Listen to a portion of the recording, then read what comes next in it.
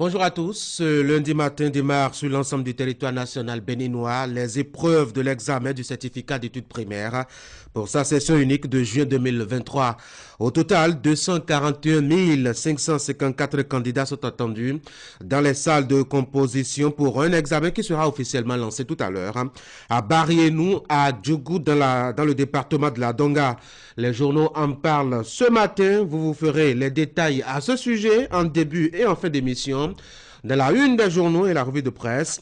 Et au milieu, nous appellerons Eliassou Suleiman Aïne Biaoum. C'est le préfet du département de la Donga qui accueille l'événement. Il va partager avec nous l'ambiance des premières minutes de composition. Un autre acteur, qui sera au téléphone en direct sur ce plateau, c'est le professeur Mohamedou Abdou, spécialiste du droit international humanitaire. Il va participer au débat ce matin qui s'intéresse à l'actualité au-delà de nos frontières. Dakar vit au rythme depuis quelques jours de violence et de mort, avec une population dans les rues pour contester une condamnation à 2 ans de prison ferme d'un acteur politique, Ousmane Sonko, opposant farouche au pouvoir de Macky Sall.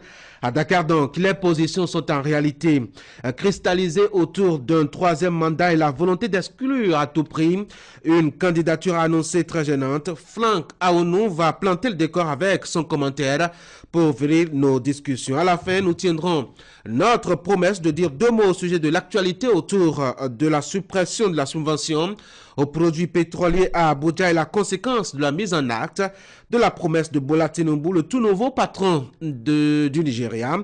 Cotonou s'enrhume à ce propos. Les quotidiens en parlent aussi ce matin. On va en faire le résumé. Bonjour à nouveau, bienvenue sur l'Actu Matin. Voici la une des journaux.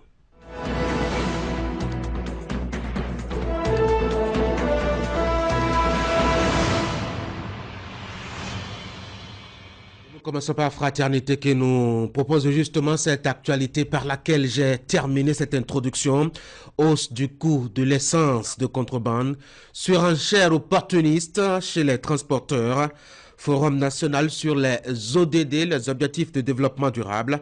Ablaye Biotchani opte pour l'accélération de la mise en œuvre des actions de développement. Certificat d'études primaires, session de juin 2023. Veille d'armes d'un candidat, 241 554 candidats à l'assaut de leur premier diplôme scolaire. Et puis le dernier titre, Journée mondiale de l'environnement, la synergie d'action pour lutter contre l'utilisation des sachets plastiques. Nous passons à le grand quotidien. Examen du CEP 2023 au Bénin, 241 554 candidats affrontent ce jour les épreuves de cet examen-là. Le Chasseur Info sur la même actualité, pratiquement le même titre, lancement des épreuves de l'examen du certificat d'études primaires. À ce jour, 241 554 candidats planchent pour le CEP 2023. Le PP Barienou dans Djougou accueille le lancement officiel. Un taux d'inscription, une croissance de 6,56% en 2023. 96 candidats à besoins spécifiques sont attendus dans les salles de composition. L'événement précis, redynamisation des instances dirigeantes du parti. Biotchani, désormais président du bloc républicain jusqu'en 2026. Le poste de secrétaire général national a été dissous, nous rapporte l'événement précis. La nouvelle tribune sur la même actualité, session spéciale du BR, la vraie fausse, promotion de Biotchani. Les 4 vérités, la même actualité, réunion du bureau politique du bloc républicain, c'était samedi 3 juin passé. Le BR prend un nouvel envol. ABT devient le président du parti. Décryptage pour retourner à l'actualité éducative au Bénin. Examen du CEP session de juin 2023. 241 554 candidats inscrits, dont 115 525 filles. La Donga accueille le lancement officiel. La tribune de la capitale, certificat d'études primaires CEP 2023, l'important message du ministre Saliman Karimou dans les colonnes du quotidien dans sa production de ce lundi matin. Lancement officiel des épreuves ce matin au centre de Barienou, c'est dans la commune de Djougou. 241 554 candidats répartis dans 778 centres de composition iront au charbon.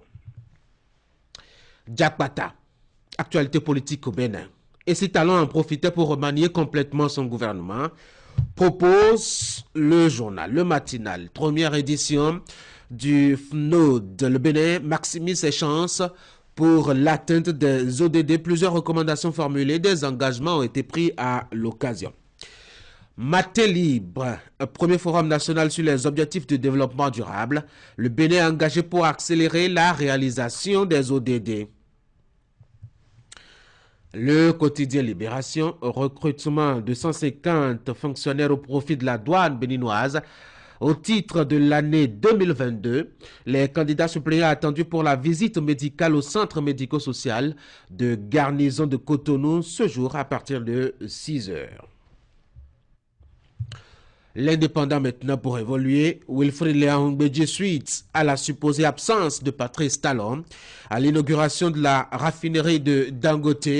Le Bénin et le Nigeria n'ont aucun souci de point de vue diplomatique. C'est l'avis donc du porte-parole du gouvernement.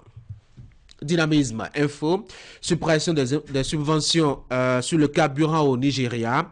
Toute solution autre que la négociation fera davantage souffrir. Conseil Dynamisme Info. Quotidien La Priorité, incident frontalier dans le secteur d'Akaradé à Basila. Alassane Sebou clarifie et rassure. Palmarès, on va continuer avec autre actualité, sortie médiatique du révérend Sosa Toudji, toute la lumière sur les dessous de la crise à la MEF International. Le pasteur fondateur inébranlable reste confiant et serein. Fraternité pour la deuxième lecture maintenant. Hausse du coût de l'essence de contrebande, la surenchère opportuniste chez les transporteurs. Et puis Forum national sur les ODD, Ablai Biochane opte pour l'accélération dans la mise en œuvre des actions de développement. Et puis certificat d'études primaires, session de juin 2023, veillée d'armes d'un candidat. Le journal nous propose des détails liés à cet examen. 241 554 candidats à l'assaut de leur premier diplôme scolaire. Et puis le dernier titre à la une de Fraternité ce matin, journée mondiale de l'environnement. La synergie d'action pour lutter contre l'utilisation des sachets plastiques. Ainsi donc le tour de l'actualité à la une des parutions ce matin, avec justement notre intérêt pour le quotidien Fraternité qui a mis en manchette, comme vous le voyez bien, surenchère opportuniste chez les transporteurs. C'est à propos de la hausse du coût de l'essence de contrebande. Il y a Ange Pauline Toama qui a fait une belle enquête sur la question. Depuis la hausse du prix de l'essence de contrebande, c'est le branle-bas total sur les routes. Conducteurs et clients subissent impuissants cette inflation. C'est une flambée incontrôlable.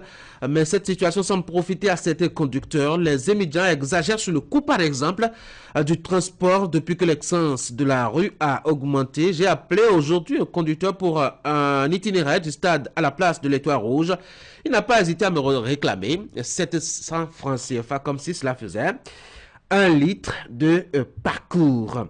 Et puis justement, parlant d'autres actualités concernant, je dois dire, cette flambée-là du prix du Payum, c'est l'effet d'une promesse électorale tenue au Nigeria. Explique un peu Wilfried Léon Mbedji dans les colonnes toujours de Fraternité dans sa production ce matin, mais cette fois-ci sous la plume de Fidegnon Ouédorou. Achetez Fraternité, lisez un peu son avis. Autre actualité, c'est le CEP qui démarre ce matin, CEP 2023 qui démarre ce matin sur l'ensemble du territoire national. C'est déjà la veille, c'était la veille d'âme dans le rang des candidats. Fraternité nous propose de découvrir ce portrait-là de ce jeune qui a préparé son examen avec cet autre détail sur l'ensemble des informations concernant cet examen qui commence, faut-il préciser, le rappeler encore, ce lundi à matin.